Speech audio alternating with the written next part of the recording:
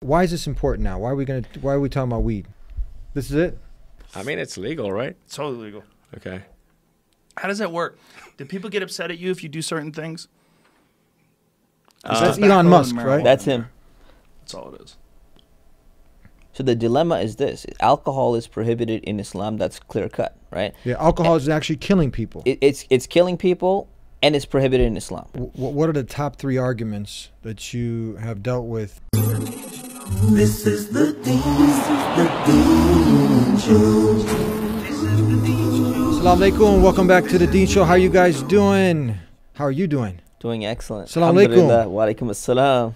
I heard you're training a lot now. Alhamdulillah. Gracie Jiu-Jitsu. Trying to keep it up. You're getting ready for your friendly match with Joe Rogan? Getting ready. Has he contacted you on the last program we did, reaching out to him? Not yet. We've been waiting. Because you guys are right there in the same community, aren't you? We are. Yeah. Yes. And now we're both doing jiu-jitsu. So. Okay, well, let's kick it off since we mentioned Joe, and we did that nice show for Joe on some of the misconceptions that people have, and you kind of went systematically, one by one. Yep. We dismantled those arguments, but we got something new now that we're going to touch upon for all the weed, pot smokers, marijuana, dope smokers. Yep. Yeah.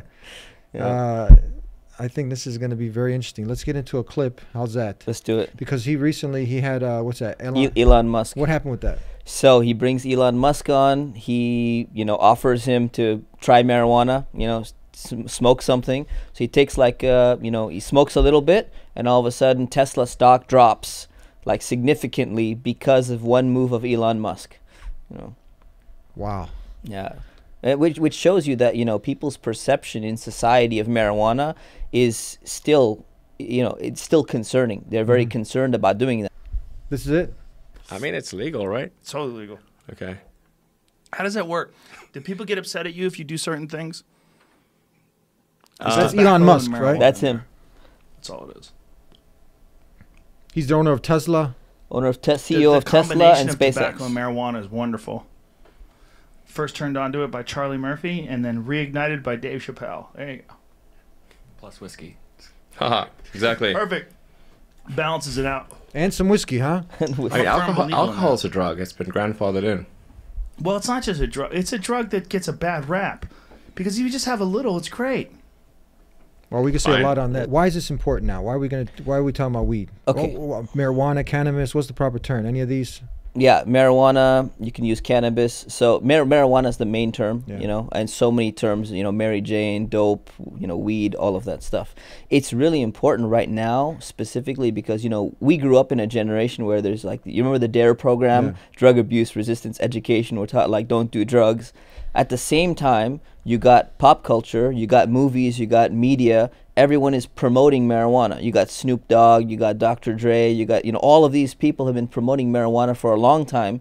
So there's this mixed message being given to people that, drugs are bad for you, but then at the same time, marijuana is not that bad. It's not going to have so many effects on you. It's not such a big deal.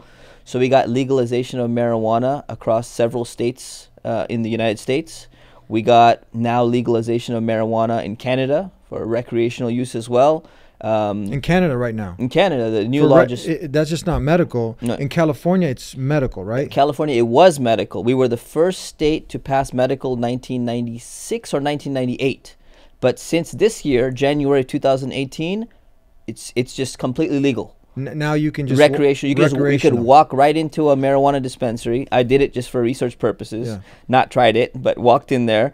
And you don't need a card. You don't need a medical card. You don't need anything. You just walk in. Since when? Since the beginning of this year. How old do you have to be? What's the age? I think it's 21. 21?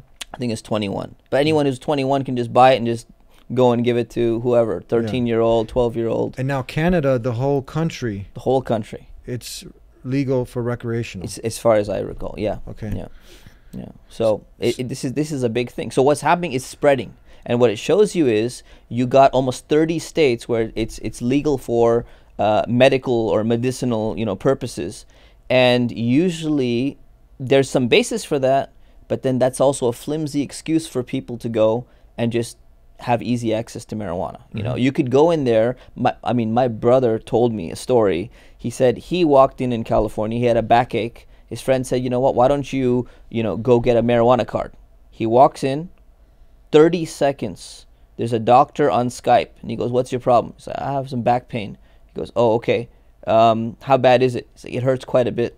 "Okay, giving you a prescription for medical marijuana." That's it. He's got his card. He can buy now as much as he wants. He didn't buy it, but he just got it, you know. And he's like, it was a joke. It was like literally a joke. So we got that dilemma of people now having easy access to marijuana. It's seen as like it's a safe drug. There's no problem. You can get high. You got Muslims now who have always wanted to smoke, like having more of an excuse of, you know, I don't drink alcohol, but this one is okay. But then on the flip side, you actually have, you know, medical advantages to the cannabis plant, and it's very hard to differentiate between these two. People are confused about, well, where do you draw the line? Where is it, you know, there for your medical benefit? Because there are benefits in the cannabis plant. So that's where we have a problem now.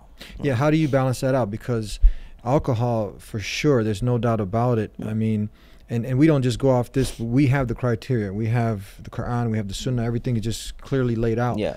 But now when you look at, for instance, WHO, the World Health Organization, they estimate that every 10 seconds, or is it 1 in every 10 people? No, 1 every 10 seconds, someone is dying from alcohol, right? Yep. And every 10 seconds, someone is dying from alcohol. But you don't have those same kind of negative effects with marijuana. Yeah, exactly. And then you also have some medicinal value there. Exactly. So see, that's the dilemma. So Yeah. and that's the argument too. So the dilemma is this: alcohol is prohibited in Islam. That's clear cut, right? yeah, alcohol is actually killing people. It's killing people, and it's prohibited in Islam. Yeah. Getting high for recreational purposes on marijuana or any other drug is also prohibited in Islam. That's for the clear. same reason. There is no doubt about that. There's no arguing this. There is no argument. It's recreational use any of drug. marijuana, any drug that's going to be altering your mind, it's a psychoactive drug, it's prohibited in Islam. Wisdom now. Okay, the wisdom, let me tell you the dilemma first. Yeah. The dilemma is that the argument in American society and in many Western societies or many parts of the world is, say, but alcohol is legal and marijuana is less harmful than alcohol, so it should also be legal.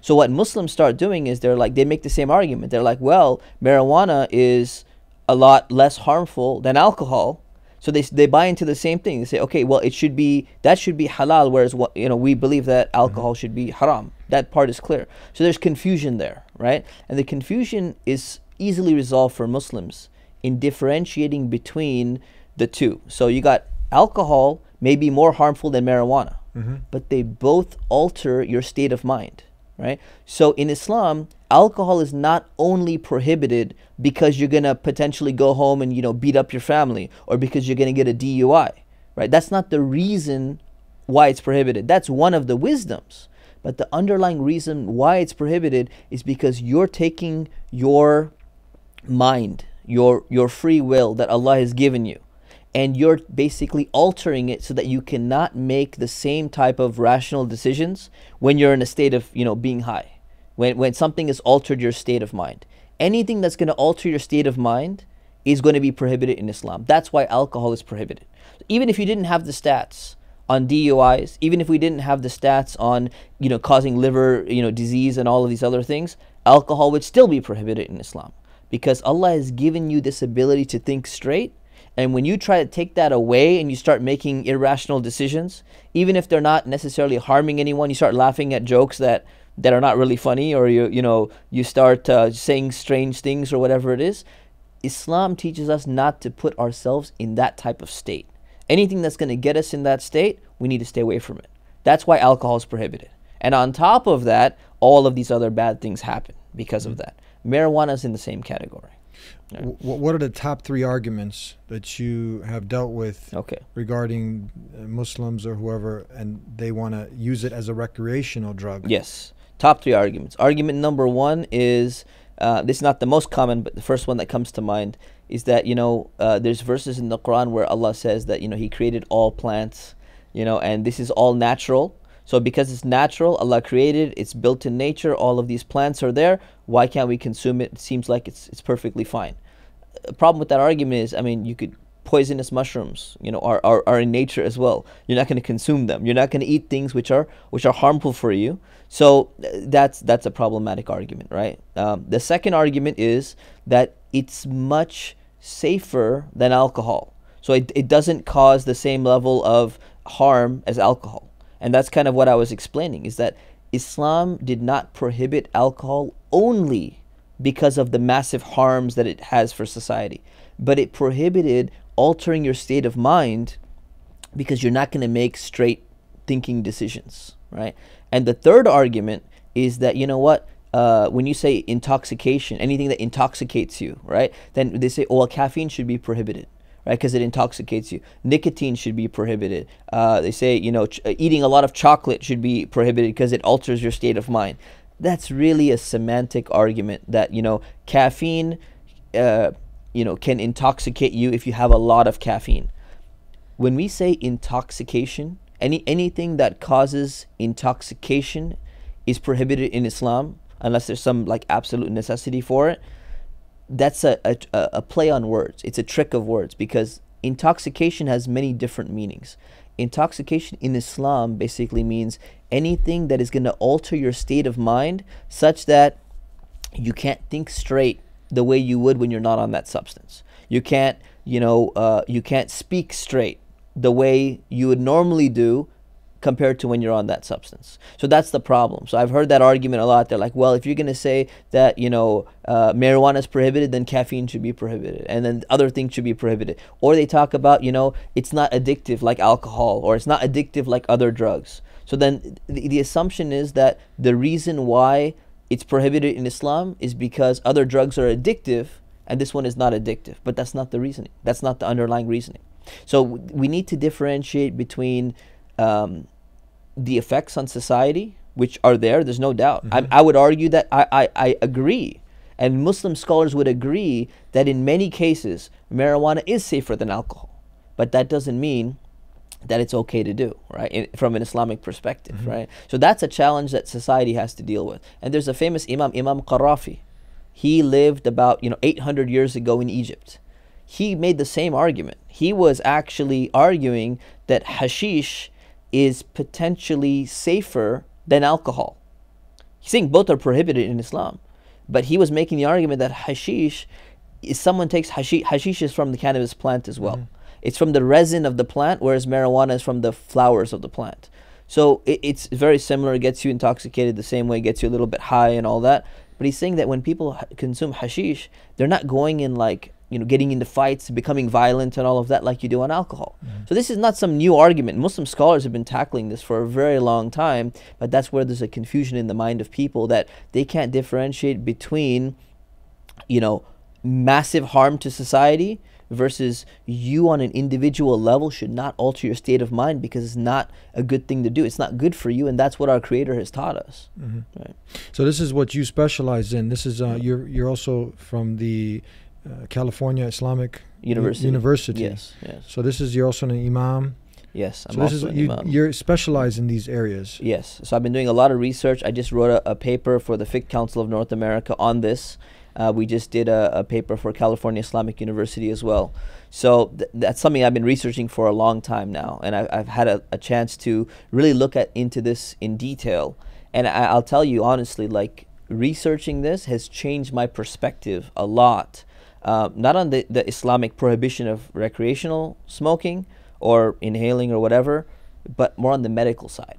So my research has actually concluded that there's a lot of medical benefits in cannabis, and this is something that Muslim scholars have been saying for over 1,000 years. They've been saying that. They've been saying that. I mean, Muslim scholars have been saying that there are medical, absolutely, not recreational.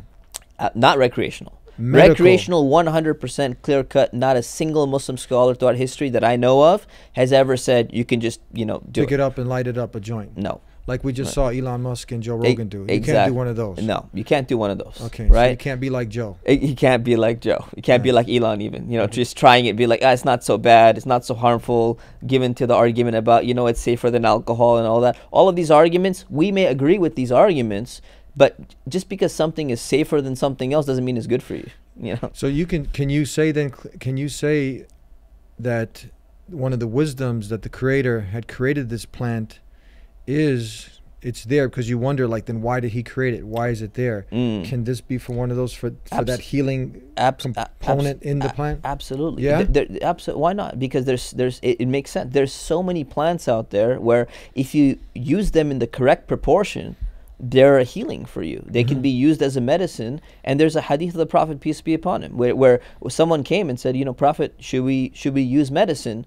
And he goes, yes, use medicine, because there's not any illness that Allah has created except that He's created a cure for it. Meaning you just got to go find it. Yeah. Except death. So can you make it another example? Let's say the pig. Now, if you had a farm, and I'll connect it to this, where that pig is like a human garbage disposal. It just eats everything. Right. Would you be able to say, hey, Allah created it, as a garbage disposal, and I can use it on my farm to eat up all the garbage? Got it. Right? Yeah. But not to eat it. Not to eat it. Yeah, not to eat it, but maybe it serves another purpose. Serves another purpose. Same here with this plant. Exactly. Because I've also experiencing family members who've had the cancer, and you just start to look at, because traditional medicine or the traditional drugs, they many of them come at a huge cost. They don't actually heal. But then you have a healing component in this, and you have people testifying to it. Opiate addiction, You have the major huge epidemic. How many people are addicted to opiates? You got a huge problem, especially. I mean, in the high schools, we have kids, especially from upper class families. They're all popping different opiates. That they got from their parents, and they're addicted. How would you? Those are the painkillers. The painkillers. So leads them to meth. Leads them to so many other issues. They have a ton of documentaries exposing this. The kid or the adult goes to the hospital and they put him on these painkillers, and then they leave the hospital, but they're addicted now. And then they end up, when you interview them on the street, how did you get here? I started off with opiates. With the opiates, with the painkillers. And now he lost his whole life, his whole career. He's on the street now. She's on the street because of these. That's a huge epidemic of a problem. Absolutely. Yeah. Absolutely. So now you have a dilemma. Now you have these drugs that come at a cost. They're not, and in many cases, they're making more problems. Exactly. This is just one example. So many side effects, right? So, and that's the problem. So that's one of the common arguments for the legalization of marijuana, is that it's a lot safer than these other painkillers and other prescription drugs that are there, which are causing so many other problems. And it's a legitimate argument, right? I have like a warning at the end, but it is a legitimate argument. So let's talk a little bit about that, right? So the cannabis plant is what marijuana is made from the cannabis plant. Okay, cannabis is a plant, and it contains two main chemicals. It's got 100 chemicals, but two main chemicals. One of them is THC. Okay, it's tetrahydrocannabinol, and then you got CBD, which is cannabidiol. So most young people, they know these terms. They know THC and CBD. THC is psychoactive. Okay, THC makes you high. Okay, CBD actually doesn't make you high. It's not psychoactive. And now the latest research shows that CBD inhibits THC. So the more CBD you have, the less effect that the THC is going to have, the less high you're going to get. If you go to any medical marijuana dispensary, you look at their menu, okay? They have a menu of like different types of weed and what you could buy and all that, strawberry kush and different, strains. They're trying to maximize the THC content and minimize the CBD content. So THC content gets up to like 20% or more. CBD content gets below 1%. It's like point something percent, right?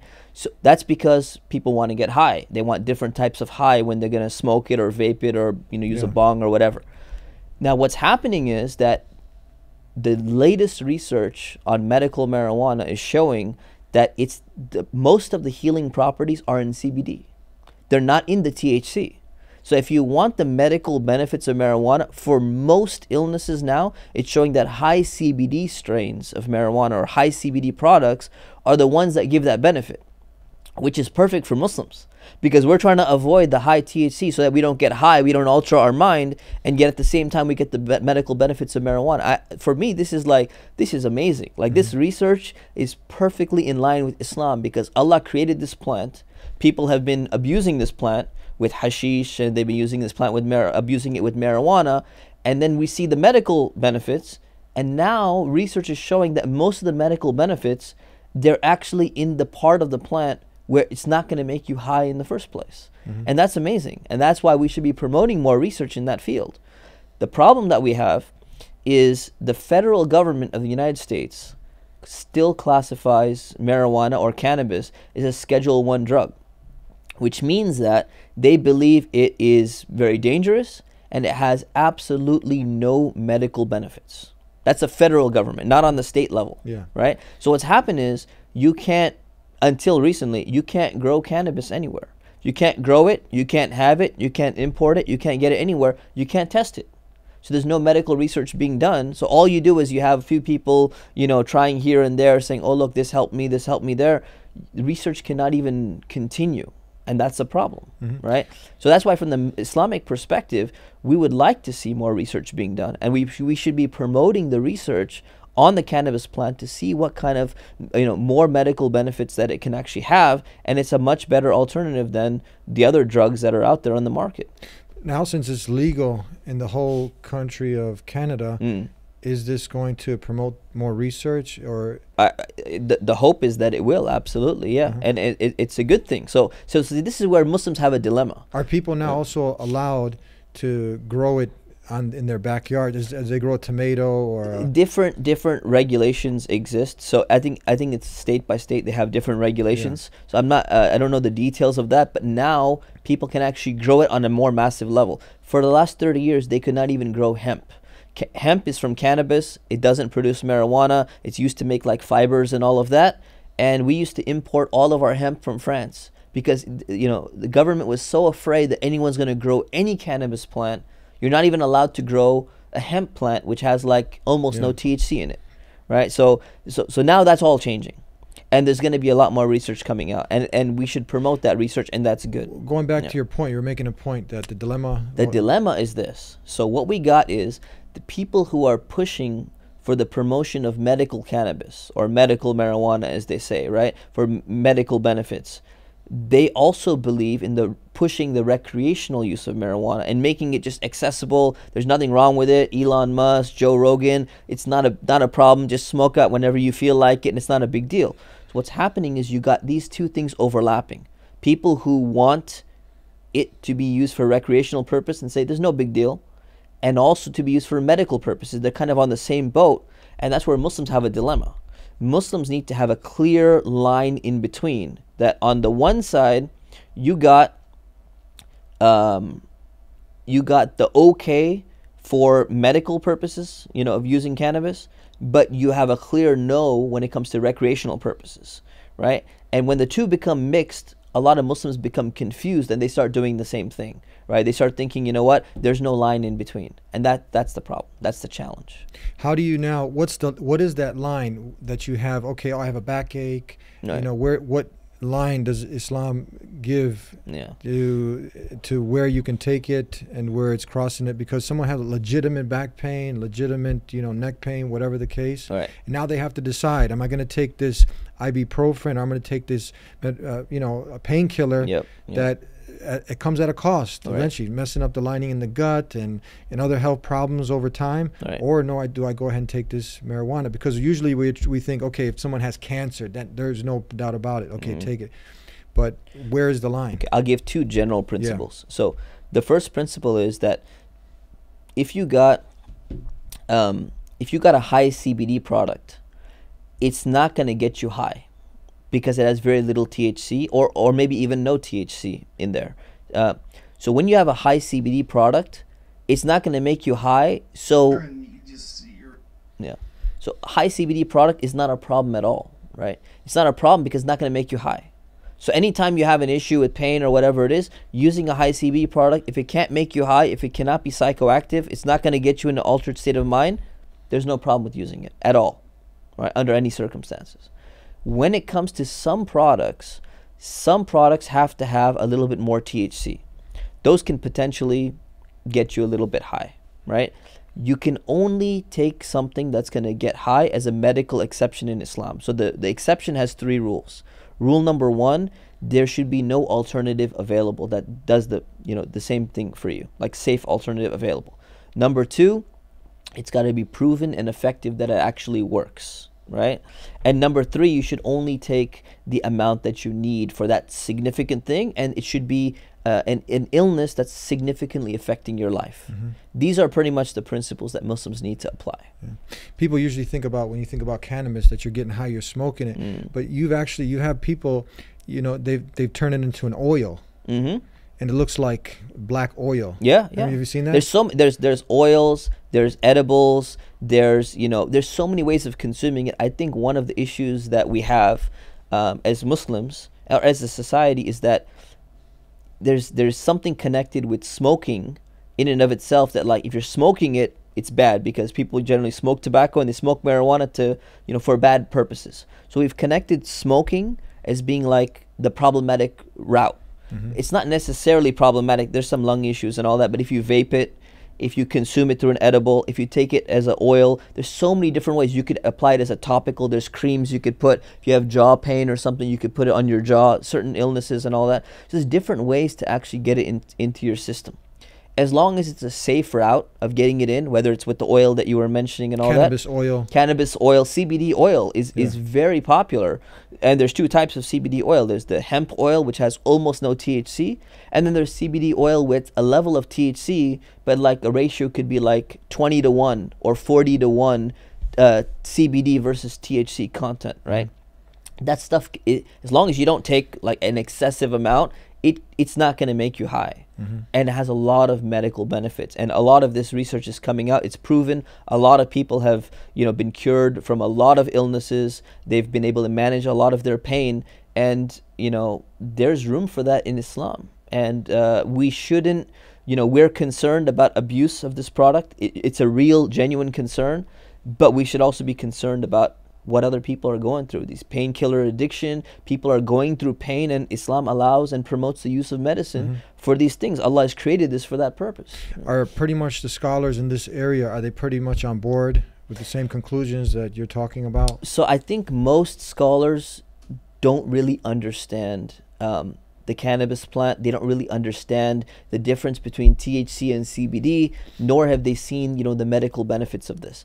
I think if most scholars did see it, they would really change their perception. So, I wrote this paper recently for the Fiqh Council of North America. When I presented my findings to the scholars on that council, all of them were like, hey, this is really, this is some good stuff. I had one sheikh right after the next week, he called me and he goes, so what ratio of CBD to THC oil should I get? Because I got this other problem. And he's like, I'm going to the store and I'm buying it. Like I'm going right now because I have such and such illness and I've been researching and it looks like the CBD oil is actually going to help me in this. It is way safer than the other medicine. So once people, even the scholars, like they have the foundational knowledge of Islam, but they don't have the knowledge of exactly what's going on with the whole cannabis plant and CBD and THC and all that. Once they learn, I think most scholars will be on board with this opinion. Because a lot of people are waking up. When you look at the pharmaceutical industry and you look at many people don't even, many doctors don't even consider that medicine. They consider it drugs. You're masking the symptoms. You're not going for the root. But here you have potential that you can actually fix the problem. And again, we're making it clear. This is not recreational, light up a joint in my basement and get high. Exactly. That's clear in Islam. There's that makes sense. No altering of your mind. Exactly. That makes sense, that you're always aware of your surroundings, what you're doing. That's the major point here. But we're talking about making it clear this is for sickness, for medical use. Exactly. Yeah. Legitimate medical use. Yeah. And there's where that flexibility is. So many people are weighing out, here I'm taking this. There's so many cases, when you look at, let's say you pop this drug, and then you have, next thing over time you develop all these other problems. Next thing got a lump growing here, a cancer, a tumor. And this is just smart people are waking up, so they're looking for more of a natural means. Exactly. And this is a door that now of discussion that's worth taking. What do you? Absolutely, I think it's definitely worth. Where do you recommend for someone to get? Because we just kind of touched upon it. Where do you suggest someone? What road? Because you don't just go to your normal medical doctor. He doesn't know much about it. Yeah, if you're living in the States or right. It's starting to change. I mean, from California, so it's starting to change in California now. There's some regulations that are changing, so people are going to start prescribing it and recommending it more. There are actually some drugs that they produced from CBD and THC mixtures that are now approved by the FDA. So it is changing. I would recommend, unfortunately, there's not that many, great resources that I can, refer you to. But if you just do your research primarily on high CBD strains and just look at the medical benefits of CBD or high CBD strains of cannabis that are consumed in different ways and what type of illnesses it can help for. You can find a lot of that. You got to be a little bit careful when you're treating yourself, because sometimes people don't really know exactly how much they're taking. There's not a regulation on exactly how much you should take and all that. Consult your medical professional who is well versed and has done their own research on cannabis, and then you can consider some of these alternatives. A couple more points I want to mention before we conclude. If you notice, Elon Musk, he's a very successful entrepreneur. Yeah. He gets around Joe Rogan, and just the importance of being around good company and good friends. Yes, I don't indeed. think this is something he's not really a marijuana smoker. Right. Now some pressure gets put on you, Right. and you're on the spot. Yep. You can see what influence. I was thinking about this when I saw this. I said, wow, man, how powerful it is, what kind of people you're hanging around with. Absolutely. That plays a really big role, and we got to really be careful. Because one of the things that happens with people who smoke marijuana is they actually create like a culture, a very tight culture among people who get high, right? So when you kind of walk into that group, they want you to be part of that group. And once you become part of that group, it just reinforces the behavior, and you keep on doing it more and more. You try and rationalize it. You try and justify it. It's safer than this. It's safer than that. It's the safest drug out there. It's not such a big deal. The effects will wear off. Long-term, harms are not proven. All of these other arguments will come. But at the end of the day, it all comes back down to shahwa, or desire. People have a desire to just kind of escape from the problems that they have. And they're just like, you know what, man? That's why people drink. They go to a bar, they have a bad day, they're having problems in their family, their boss is giving them a problem. I just want to escape this world for a little while. People do the same thing with marijuana. They want to just escape. But the thing is, you don't escape by altering your mind. Something that's going to harm you, it's going to harm your mind, even if it's for the short term. You don't try and escape that way. There's other ways to deal with stress. There's other ways to deal with challenges that Islam has given us. Islam makes us understand that we take life seriously, that we have a purpose in life. And I encourage people to watch their company and try and figure out other ways, rather than just trying to escape from their problems by getting high or getting drunk. Try and find other beneficial, positive ways that they can deal with that. Martial arts would be one of them. Exercise would be another. Being in good company. Sometimes you're just talking to your friends, making zikr, praying, just sit in the masjid. All of these things actually bring peace and solace to your heart, help you deal with the challenges you're going through. This is something you're also trying to get motivation amongst many of the community leaders to start training also. You start training the Gracie Jiu-Jitsu, Yes. something that I've been advocating for so long. Yes. Alhamdulillah. So you started. Yeah, I started jiu-jitsu. I've been doing martial arts for a very long time, Yeah. different ones, but now I've really got into the Gracie Jiu-Jitsu. I really recommend it for a lot of people. People who want to just learn basic self-defense techniques, want to develop some more discipline and organization in their lives. They want to get a little bit healthier. There's so many benefits to something like this. A lot of people, they do gym and they work out and all that, but I think this is really important as well, because it gives you more than just exercise. It gives you exercise, it gives you stress relief, it gives you life skills, it gives you just so many benefits. And I think it should be part and parcel of Islam. Muslims should try to cultivate this in their life, these skills, these benefits, into some aspect of their life. And the last thing, we have some good news, and this goes back to when you're filling the void that every human being, because you mentioned purpose of life, and when you truly, all of us, even when you found that you live it, you still go through trials and tribulations, but when you just numb yourself to many of these things, you don't, sometimes it's hard to embrace the challenges, but when you have your connection to Allah, to your Creator, where other people, they climb that ladder, and which each and every step they see that void is still not filled. It's never going to be filled. Sinead O'Connor, for instance, she was like the Michael Jackson, the woman of her time. Exactly. Very famous woman. She was someone who recently just accepted Islam. Alhamdulillah. Yeah. And you can see someone like that, for instance, may Allah give her success in the deen and keep her steadfast.